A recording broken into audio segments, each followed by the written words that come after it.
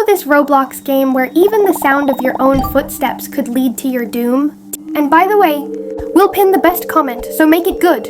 Before we continue, please like, subscribe, or follow if you enjoy intense survival games, creative multiplayer mechanics, funny fails, and moments that make you freeze in fear. Welcome to Quiet or Die, a Roblox horror experience where silence is survival. In this game, players are randomly assigned into two roles.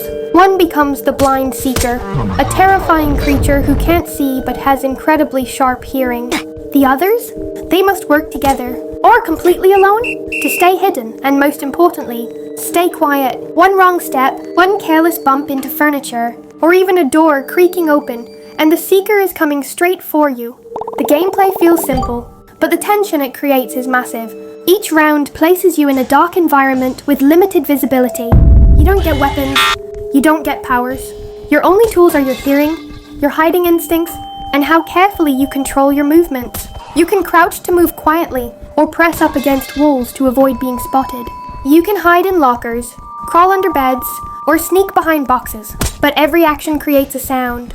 Even when you're careful, something unexpected, like a teammate knocking something over, can put everyone at risk. And the Seeker, she has echolocation powers that let her briefly sense where sounds are coming from. Some use this constantly, sweeping areas like sonar. Others move slowly, listening for the faintest clue. The best Seekers are the ones who make survivors panic without even saying a word.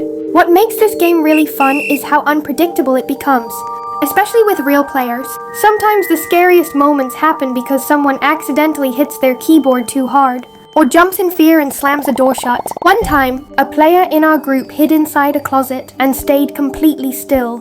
The Seeker opened the door and just stood there. Nobody moved. Nobody breathed. Then, for no reason at all, the Seeker backed away. That moment felt more intense than any jump scare. There's also a unique mechanic where survivors can sometimes distract the Seeker using sound traps. These are objects placed around the map that make noise if activated. A glass bottle that can be kicked, or a radio that randomly plays. It's risky. But some players use this to lure the Seeker away and rescue teammates. You can also unlock emotes, but using them in the middle of a round is dangerous. Some players do it just to be funny. Others forget and get eliminated instantly. There's even a meme now in the community, dance and die. Now let's talk about the mood. The sound design is amazing. You can hear your own breathing, the faint creak of doors, or the eerie footsteps of the Seeker echoing in another room. The moment you realize the Seeker is near, everything goes silent. And that silence feels louder than anything else. But no game is perfect. One of the most common complaints is about players trolling others. Some purposely run around to make noise and attract the Seeker to their friends. Others hide in the same locker as you, which sometimes glitches both players out. There's also a known bug where the Seeker occasionally gets stuck in walls or corners, especially on older maps. The developers seem to be aware of this and are actively pushing updates to fix pathfinding and hitboxes. Speaking of updates, the game recently added new abilities for the Seeker, including a temporary sound suppression zone. That means survivors hiding nearby won't even hear it. It's scary, but also really clever. Another new feature is the spectral bell, a rare sound trap that creates decoys. Advanced players use this to completely confuse the Seeker by making it seem like someone is sprinting in a totally different part of the map.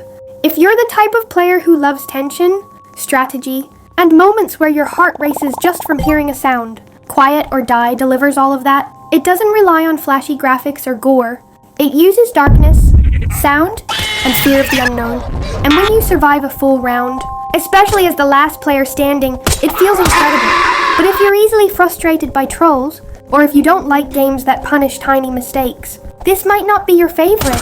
Still, it's worth playing at least once just for the experience. Every round feels different, and the longer you play, the more you learn how to use silence as a weapon. What do you think about this game? Is it a must-play or just hype? Drop your thoughts in the comments. We'll be pinning the best comment, so share your thoughts below